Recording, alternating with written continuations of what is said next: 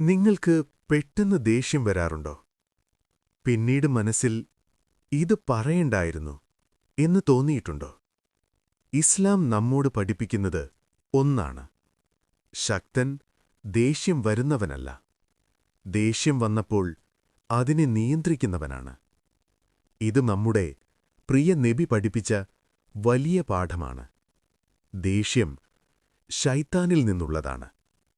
ദേഷ്യം വരുമ്പോൾ ആദ്യം ചെയ്യേണ്ടത് നബി സ്വല്ലല്ലാഹു അലൈഹി വസല്ലം പറഞ്ഞത് അഊദു ബില്ലാഹി മിനശ്ശൈത്വാനിർ റജീം എന്ന് പറയുക.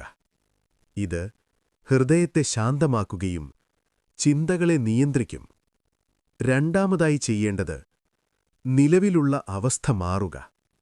മുത്തുനബി സ്വല്ലല്ലാഹു അലൈഹി വസല്ലം പറഞ്ഞു, നിങ്ങൾ നിൽക്കുകയാണെങ്കിൽ ഇരിക്കുക, ഇരിക്കുകയാണെങ്കിൽ കിടക്കുക.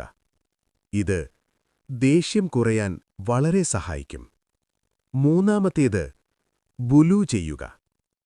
ദേഷ്യം തീയിൽ നിന്നുള്ളതാണ്. വെള്ളം തീ അണയ്ക്കും. വുലൂ ചെയ്യുമ്പോൾ ദേഷ്യത്തിന്റെ ചൂട് പതുക്കെ കുറയും. നാലാമത്തേത് മൗനം പാലിക്കുക.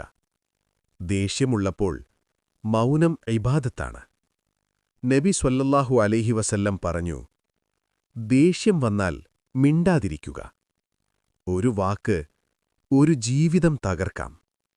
അഞ്ചാമത്തേത് അല്ലാഹുവിനെ ഓർക്കുക. ഈ ദുനിയാവ് താൽക്കാലികമാണ്. ബന്ധങ്ങൾ അമാനത്താണ്.